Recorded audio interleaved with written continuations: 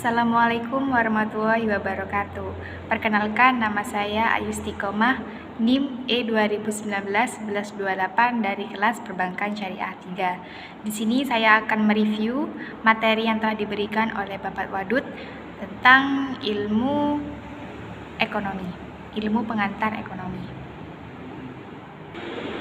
Yang pertama yaitu pengertian ekonomi itu sendiri. Apa sih itu ekonomi? Yaitu ekonomi berasal dari kata Yunani yaitu oikos dan nomos. Oikos sendiri artinya yaitu rumah dan nomos artinya peraturan, tatanan, dan hukum.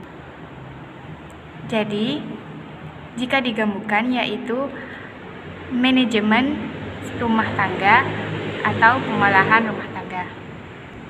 Materi selanjutnya yaitu tentang definisi ilmu ekonomi.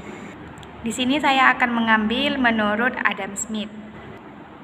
Menurut Adam Smith, ilmu ekonomi adalah sebuah cabang ilmu yang membahas tentang tingkah laku manusia untuk mengolah atau memenuhi kebutuhannya atau segala sumber daya yang memiliki keterbatasan untuk mencapai tujuan tertentu.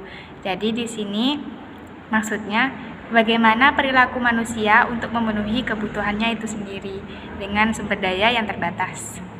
Akhirnya kita harus pandai-pandai memanage sesuatu. Yang selanjutnya yaitu pembagian ilmu ekonomi. Pembagian ilmu ekonomi itu ada 3, yaitu ilmu ekonomi deskriptif, yang kedua ilmu ekonomi terapan, dan yang ketiga ilmu ekonomi teori.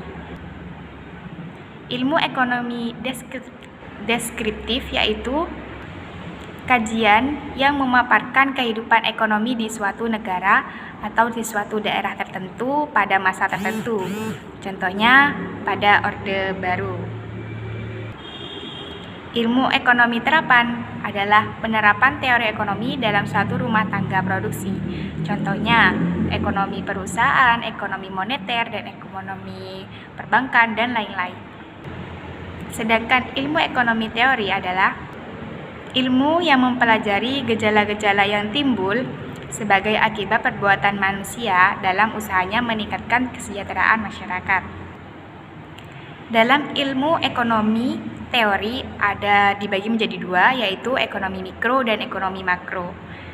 Apa sih itu ekonomi mikro dan ekonomi makro? Ekonomi mikro yaitu ilmu yang mempelajari tentang perilaku konsumen atau perusahaan. Sedangkan ekonomi makro yaitu mempelajari tentang ekonomi secara keseluruhan. Nah, seperti itu.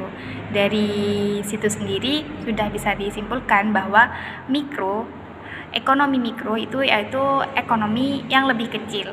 Maksudnya dari misalkan perusahaan saja. Sedangkan kalau ekonomi makro itu menyeluruh. Konsep dasar ekonomi makro yaitu 1, pendapatan dan pengeluaran. Jadi setiap pendapatan dan pengeluaran itu juga harus dipelajari dan dicatat. Yang kedua, pengangguran. Yang ketiga, uang dan fungsinya. Jadi uang dan fungsi itu harus tahu. Uang itu sebagai apa dan fungsinya itu untuk apa. Yang keempat itu inflasi atau deflasi. Yang kelima, permintaan agregat dan penawaran agregat. Yang keenam, keseimbangan IS dan LM. Yang ketujuh, ekspor dan impor. Untuk materi yang terakhir yaitu perbedaan makro dan mikro. Dalam ekonomi makro dan mikro itu terdapat banyak perbedaan. Seperti tadi pengertiannya saja sudah berbeda, apalagi dengan ciri-cirinya mesti beda. Yaitu perbedaannya 1 dari sisi ketenaga kerjaan. Untuk sisi ketenaga kerjaan ekonomi mikro itu ketenaga kerjaannya satu perusahaan untuk satu perusahaan, sedangkan ekonomi makro secara keseluruhan. Yang kedua dilihat dari sisi konsumsi. Untuk ekonomi mikro sisi konsumsinya itu untuk individu, sedangkan untuk makro itu keseluruhan atau udah negara. Yang ketiga yaitu dari sisi produksi. Dari sisi produksi, ekonomi mikro untuk satu perusahaan saja, sedangkan ekonomi makro itu nasional, sudah lebih luas lagi. Yang keempat yaitu harga.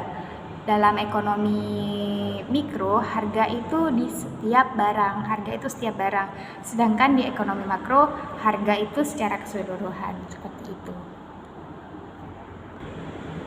Sekian yang bisa saya sampaikan dari materi yang telah saya baca, kurang lebihnya mohon maaf. Wassalamualaikum warahmatullahi wabarakatuh.